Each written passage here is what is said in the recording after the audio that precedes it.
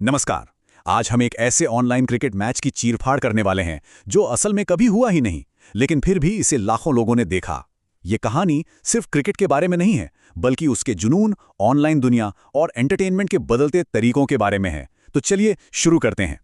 तो माहौल कुछ ऐसा है, कमेंटेटर की आवाज में पूरा जोश है और वो चिल्लाकर कहता है, धोनी ने धमाल मचा दिया पहली गेंद के ऊपर ही 6 रन के लिए। सुनने में किसी भी क्रिकेट फैन के लिए ये एक सपने के सच होने जैसा है ना? पर सवाल ये है कि क्या ये सच में हो रहा है? क्या ये एक ऐसा ऐतिहासिक प्रदर्शन है जिसे हमेशा याद रखा जाएगा, या फिर ये कुछ और ही है, हमारी आंखों के सामने बुनी गई एक जबरदस्त कल्पना? बस इसी सवाल के इर्द गिर्द आज हमारी पूरी पड़ताल घूमेगी। तो ये सब शुरू हुआ एक ऐसे मैच से जिसने इंटरनेट पर जैसे तहलका ही मचा दिया, पर इसमें कुछ बहुत ही अजीब था। पहली बात, ये मैच भविष्य में हो रहा है। 30 मार्च 2026 को चेन्नई सुपर किंग्स बनाम राजस्थान रॉयल्स। और सबसे बड़ी हैरानी की बात, एमएस धोनी, जो एक फिनिशर के तौर पर जाने जाते हैं, वो ओपनिंग कर रहे हैं।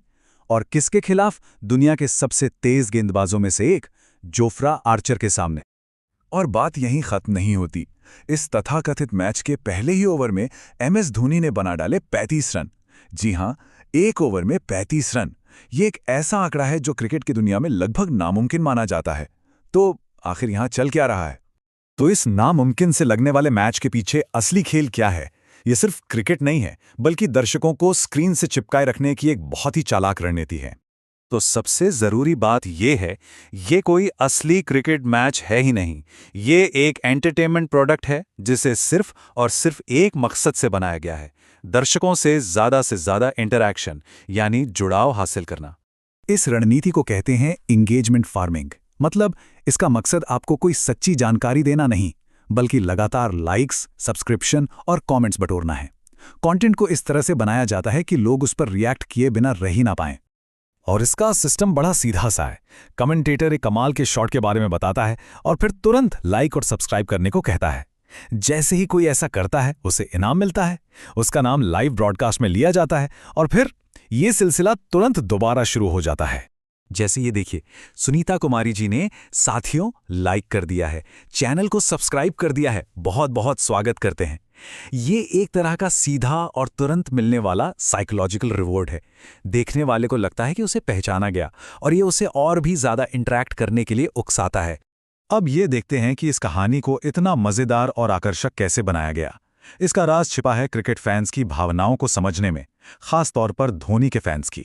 असलियत और कल्पना का फर्क तो देखिए। असलियत में धोनी फिनिशर हैं, यहां वो ओपनर हैं।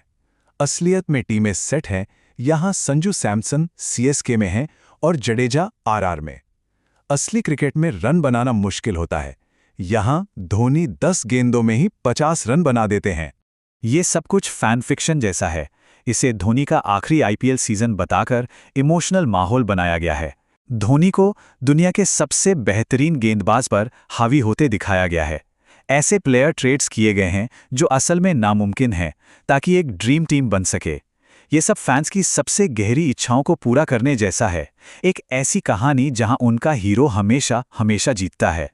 अब जरा भाषा पर गौर करते हैं। ये सिर्फ कमेंट्री नहीं है, ये तो जैसे उत्साह और रोमांच पैदा करने वाले शब्दों का एक महाकाव्य है।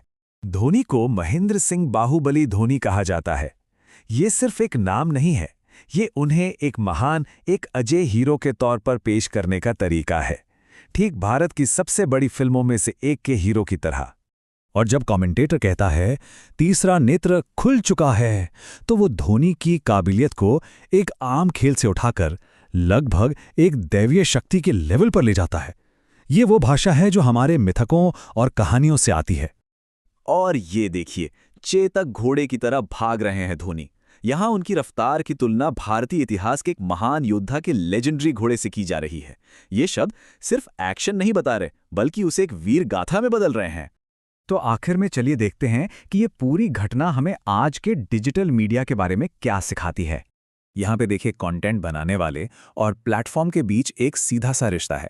क्रिएटर का लक्ष्य है दर्शकों का इंटरैक्शन और वॉच टाइम बढ़ाना, जिसके लिए वो ऐसा सेंसेशन से भरा फैंटेसी कंटेंट बनाता है। दूसरी तरफ YouTube जैसे प्लेटफॉर्म का एल्गोरिदम ऐसे ही कंटेंट को आगे बढ़ाता है जिस पर ज़्यादा एंगेजमेंट हो। तो इस तरह दोनों मिलकर इस तरह के कंटेंट को और भी कामयाब बनाते हैं। तो ये कहानी सिर्फ क्रिकेट के बारे में नहीं है, ये एक केस स्टडी है जो हमें दिखाती है कि इस भीड़-भाड़ वाली डिजिटल दुनिया में लोगों का ध्यान खींचने के लिए एंटरटेनमेंट का तरीका कैसे बदल रहा है। ये कहानी कहने की एक नई कला है जो तथ्यों से ज़्यादा भावनाओं और इंटरैक्शन पर चलती है। और ये सब हमें एक बहुत बड़े सवाल पर लाकर छोड़ देता है। लोगों का ध्यान खींचने की इस जंग में मनोरंजन और गलत जानकारी के बीच की लकीर कहाँ है? ये एक ऐसा सवाल है जिस पर हम सभी को सोचने की ज़रूरत है, क्योंकि हम हर रोज़ इसी डिजिटल दुनिया का हिस्सा बन रहे हैं।